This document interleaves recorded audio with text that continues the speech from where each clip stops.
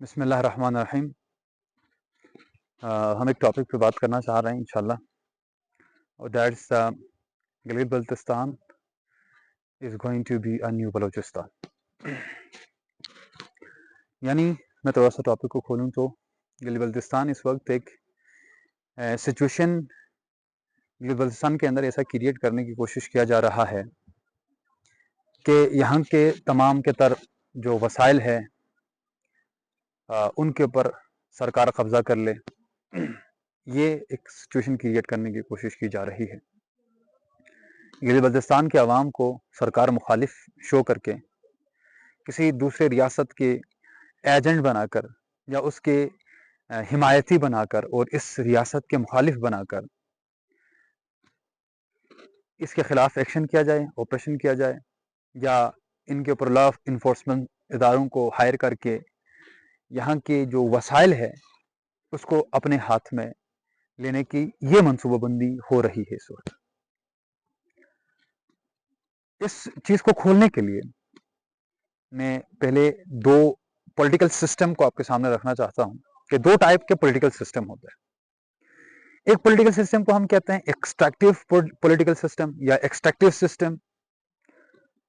دوسرے political system کو کہتے ہیں انکلیسو پولیٹیکل سسٹم. پہلے میں ڈیفائن کروں یہ دونوں ٹرمز, پھر اس کے بعد ہم آتے ہیں پاکستان کے اوپر اور اس کو اپلائی کرتے ہیں گلگت بلتستان کے اوپر.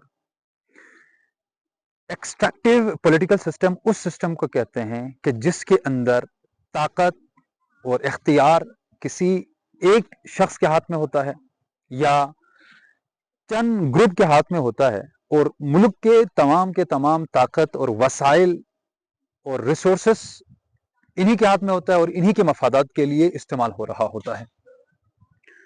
ان سے یہ استفادہ حاصل کر رہا ہوتا ہے, یہی استفادہ حاصل کر رہا ہوتا ہے. ممکن ہے کہ یہ عالمی طاقتوں کا ہائر کردہ ایجنٹ بھی ہو, وہ خود بھی جیب بھرنے کے لیے اور اپنی حکومت کو طول دینے کے لیے عالمی استعماری طاقتوں کا سپورٹ بھی حاصل کرے. لیکن ہم اس میں ابھی نہیں جا رہے.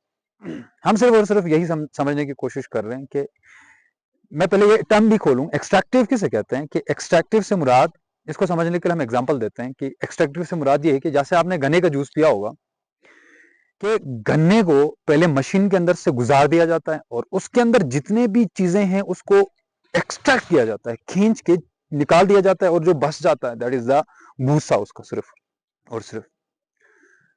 باقی جو جوس ہے وہ کسٹمر کو سرو کیا جاتا ہے.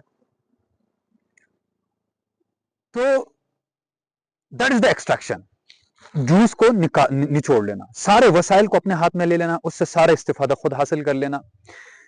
پاکستان کے اندر مہنگائی بھی اسی ایک چیز کی وجہ سے ہوتی ہے. ایک ہوتا ہے ڈائریکٹلی اور انڈائریکٹلی. ان کو ڈیٹیل سمجھانے کے بھی ہمارے پاس ٹائم نہیں ہے کہ بلوچستان اس وقت اسی سسٹم کی زد میں ہے, ایکسٹریکٹیو سسٹم کی. خود پورا پاکستان کے اوپر یہی گرو نافذ ہے اور یہی پولیٹیکل سسٹم اس وقت ڈومینیٹ کر رہا ہے, اور ان کی ساری کے ساری ڈیسیجنز اور ان کی ساری پالیسیز پلاننگ یہی ہوتی ہے کہ کس طرح سے ہم اپنی جیبیں بھریں. میں مثال دیتا ہوں کہ اس وقت ہمارے پاکستان کے اندر موجود گھرانے پاکستان سے زیادہ سرمایہ رکھتے ہیں اپنے پاس, اثاثہ انہیں ان کے پاس. مثال کے اوپر زرداری کی بات کرتے ہیں. زرداری اس وقت پاکستان سے زیادہ امیر ہے, ایک ریاست سے زیادہ امیر ہے. نواز شریف کی بات کرتے ہیں. نواز شریف اس وقت کیا کہتے ہیں, ریاست سے زیادہ امیر ہے. ایک شخص ریاست سے زیادہ امیر کیسے ہو سکتا ہے؟ اتنے سارے وسائل, اتنے سارے اثاثے, اتنی ساری لوگ جو ریاست کے لیے کام کر رہے ہیں, اس سے ریاست کو چلانے والے زیادہ امیر ہے. How is it possible? کس طرح ایک جنرل جزیرے لے سکتا ہے؟ کس طرح ایک جنرل ریاست کی آمدنی سے زیادہ اس کے پاس پیسے موجود ہیں, اثاثے موجود ہیں. ملک کے ایک ایک شخص کے پاس جو اثاثے موجود ہیں اس سے پاکستان کے قرضے اتر سکتے ہیں. How is it possible? یہ اسی ایکسٹریکٹیو سسٹم کا نتیجہ ہے کہ ایک چند گروہ کی جیبیں بھرنے کے لیے ریاست رن ہو رہا ہوتا ہے. Such type of political system is called extractive system. अभी हम बलूचिस्तान के ऊपर आएंगे. दूसरा है inclusive political system. Inclusive political system एक ऐसा पॉलिटिकल सिस्टम होता है कि जिसके अंदर ताकत ऐसे शख्सियात के हाथ में होता है कि जो अवामी फैसले करता है, अवाम के हक में फैसले करता है, जो मुल्की वसाइल और रिसोर्सेज को अवाम के मफादात के लिए, अवाम की तरक्की के लिए, अवाम की बहबूद के लिए और अवाम की तालीम और तरबियत के लिए, उनकी सेहत को बेहतर बनाने के लिए इस्तेमाल करता है. मैं एग्जाम्पल में नहीं जा रहा हूं, लेकिन such type of political system कि जिसके अंदर सारा का सारा कोशिश दारोमदार रियासत को, मुल्क को आगे बढ़ाने का होता है, तो उस टाइप के पॉलिटिकल सिस्टम को हम कहते हैं इंक्लूसिव पॉलिटिकल सिस्टम के, जिसके मकसद और हदफ तमाम के तमाम आवाम होते हैं. इस वजह से इसको कहते हैं इंक्लूसिव. इसके अंदर दूसरों को भी इंक्लूड किया गया है. इनके डिसीजन दूसरों को मद्देनजर रखते हुए लिया जाता है. इनके अंदर दूसरों की आवाम की बेहतरी के लिए फैसले लिया जाता है. गिलगित बल्तिस्तान, सॉरी मैं पहले बलूचिस्तान के ऊपर आता हूं कि बलूचिस्तान से मुराद एक उसका जो मुआशरती हालत है वो भी इन्हीं पॉलिटिकल सिस्टम का नतीजा है. इस वक्त जो जानवरों वाली जिंदगी बलूचिस्तान के अक्सर आबादी गुजारते हैं, वसाइल जिंदगी से महरूम है, पीने के लिए साफ पानी नहीं है, 2 वक्त की रोटी सही से मुयसर नहीं है, इनको अमन नहीं है, सुकून और चैन नहीं है, नहीं मालूम कि कब जिंदगी अपने हाथ से खो बैठे. और तमाम के तमाम इस वक्त बलूचिस्तान दुनिया का लार्जेस्ट कॉपर डिपोजिशन रखने वाला मैं क्या कहूंगा कि इलाका है. पाकिस्तान के अंदर लार्जेस्ट डिपोजिशन वर्ल्ड का कॉपर का बलूचिस्तान के अंदर मौजूद है. इसी तरह कोयले का बहुत बड़ा जखीरा बलूचिस्तान के अंदर मौजूद है. गोल्ड का बहुत बड़ा जखीरा बलूचिस्तान के अंदर मौजूद है. सिल्वर का बहुत बड़ा जखीरा और दीगर जो मादनियात है उसका बहुत बड़ा जखीरा बलूचिस्तान के अंदर मौजूद है. पूरे पाकिस्तान को गैस बलूचिस्तान सप्लाई करते हैं. मजे की बात बताऊं आपको कि बलूचिस्तान के साहिली इलाकों से तेल भी बरामद हो चुके हैं. इमरान खान की दौरे हुकूमत में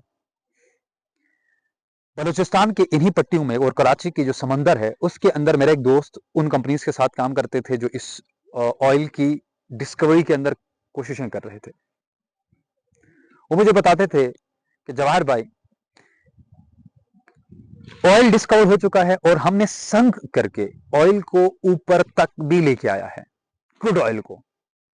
लेकिन उस वक्त इमरान खान की गवर्नमेंट IMF से और सऊदी अरेबिया से कर्जे ले रहे थे. उनकी प्रेशर ये था कि अगर आपने ये प्रोजेक्ट बंद ना किया तो हम ये कर्जे आपको नहीं देंगे. उसके नतीजे में ये बंद करना पड़ा और बंद कर दिया गया और मुल्क की खुद एतमादी, खुद इन्हिसारी और उसकी जो सेल्फ डिटर्मिनेंस है उसको उन्होंने ठेस पहुंचाया. ये एक अलग टॉपिक है, इन्हें रहने देते हैं. तो this is the real scenario which is happening in the Balochistan के तमाम असासों के ऊपर चंद तबके की कंट्रोल है. वो उनसे कारोबार कर रहा है, उनकी जेबें इसी से भर रही है और बलूचिस्तान की तालीम और तरबियत के लिए, बलूचिस्तान की लाइफ स्टैंडर्ड को इंक्रीज करने के लिए, बलूचिस्तान की फलाह बहबूद के लिए, बलूचिस्तान की बेहतरी के लिए इसका 0% भी खर्च नहीं हो रहा है. जबकि एक फेक और टर्मोइल वहां क्रिएट किया हुआ है. गवर्नमेंट ने खुद एक क्रिएट किया हुआ एक स्ट्रक्चर है ताकि अवाम इन्हीं के अंदर ढंसे रहे, इन्हीं के अंदर फंसे रहे और वो उठने की हिम्मत ही ना करे, डिस्ट्रीब्यूटेड रहे, डिवाइडेड रहे और रियासत मुखालिफ शो करके उनके खिलाफ ऑपरेशंस, उनके खिलाफ टारगेटिंग और उनको किल किया जा रहा है. This is the real scenario which is happening in the Balochistan. Actual purpose in वसाइल के ऊपर कब्जा करना है. गिलगित बल्तिस्तान के साथ भी यही करने की कोशिश किया जा रहा है कि गिलगित बल्तिस्तान को, जो मैंने पहले कहा था कि एक रियासत मुखालिफ इलाका तस्वुर करके किसी दूसरे मुल्क के एजेंट या उसके एतमादी या उसके हिमायती बनाकर पाकिस्तान मुखालिफ ग्रोह तस्वुर करके इनके ऊपर लॉ इन्फोर्समेंट इदारों को इंक्रीज किया जाए. ये प्लानिंग है ताकि अवाम کو ریاست مخالف شو کرے اور ان کے خلاف ریاستی اداروں کو لا کے کھڑا کر دے اور ریاستی اداروں اور گلگت بلتستان کے خلاف خصوصاً بلتستان کا ایک جنگ کریٹ کرے اور اس کے بعد یہاں کے ریسورسز اساسوں کے اوپر قبضہ کر لے. This is the main theme which is happening behind the situation. یہ بہت پہلے سے ہم گلگت بلتستان کے اوپر 2-3 ولاگس اور بھی بنائے ہیں. میں نے کہا تھا کہ اس میں پاکستان کی ہماری خود اسٹیبلشمنٹ اور ریاستی ادارے اس کی طرف نظر رکھتے ہیں, گلگت بلتستان کے اوپر گہری نظر رکھتے ہیں اور حتیٰ بہت ہی گندی نظر رکھتے ہیں. ہم نے یہ کہا تھا. اس کے اوپر آپ اگر چاہتے ہیں تو بیک پہ جا کے ان 2 ہم نے ولاگس بنائے اس کو سن سکتے ہیں. ان کو موقع چاہیے تھا. ترلائی مسجد کے اندر حملہ کیا اور یہاں ایک سینیریو کریٹ کرنے کی کوشش کرتا تھا لیکن ہو نہیں سکا.